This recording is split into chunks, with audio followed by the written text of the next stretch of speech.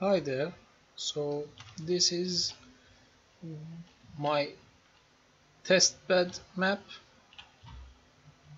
Uh, as you can see, there's a light in here. This is a point light, and there's another light that's directional, kinda coming from this direction. You can see this, its shadows here, and the second one, the point lights shadows here. This is an animated model. I found it somewhere from the web. I'm not a 3D artist or animation artist, so these are all found somewhere. So this model has no AI. There's another one here. This one has some basic ones. Right now it's idling. If I go in front of it and it has a clear line of sight, it follows me like this. You might see it sometimes move a little funny. This is because actually it's following a grid. It's auto-generated. I can show it like this. It's trying to find the shortest path to me using A star. The red lines means it's not possible to move there. White ones possible movement. As you can see, it's following me, and I just drop. So going over the features, other ones, I have a console on the upper left side of the screen. It says when I can use it to debug some logs, some debug logs like these. Oh, I passed the threshold, so it got inverted.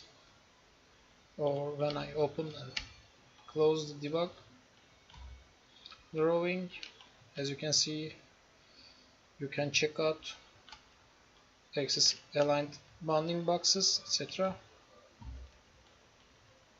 These lines are also used by the bullet physics engine I'm using, so I can just simply collide with them.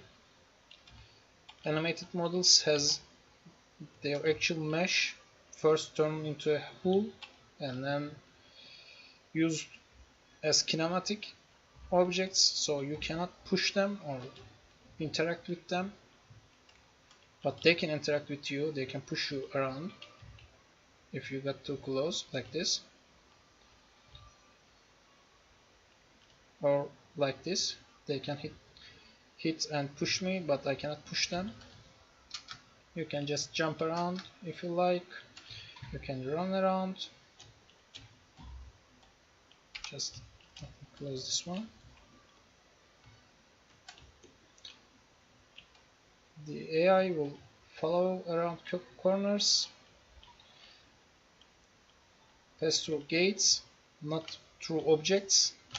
Of course, this not passing through objects is not 100% right.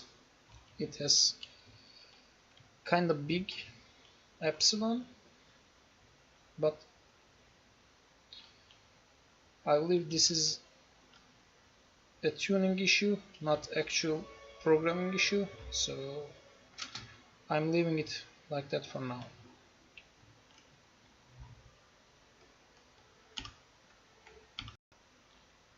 So this is another map.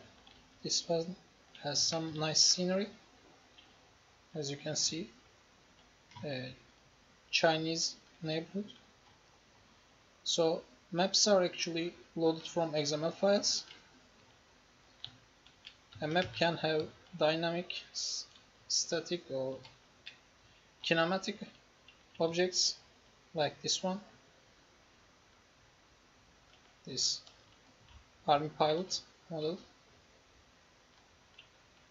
As I said before, uh, automatically generated AI walk grid is used, so this model can walk up and down the stairs. The shadows here are generated by the engine, but this map has some hard-coded ones like these. They have some z-fighting, so let's just avoid the soldier. Actually, soldier has the ability, or the AI actually, if it doesn't see you for 5 seconds, it just stays still. Actually, I want to make it go back to starting point, but just didn't have time to implement it. Since I have the grid and A star already implemented, it should be easy. This map also shows the biggest issue I have right now about rendering. I don't have any render ordering. Everything is rendered, even if they are not in the frost room, or if they are behind something, they should be occluded, but they're not. You can see these objects are not rendered correctly. This is actually render ordering issues. As you will know, transparent objects should be rendered in order, decreasing order. But since I don't have any space partitioning, I cannot have that, and this map has these issues. Also, the water has same issue.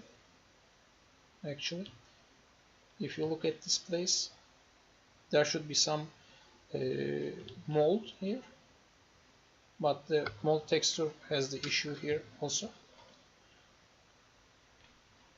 In this map, you can see there are texts, the limonEngine text on the up.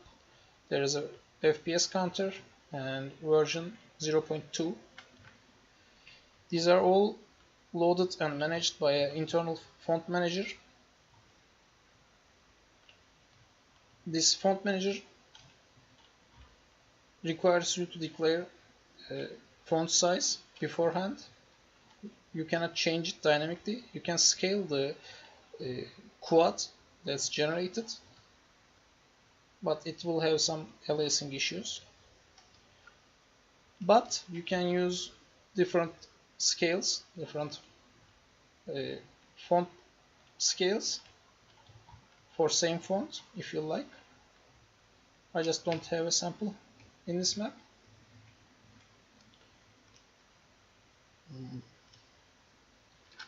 This is all I can say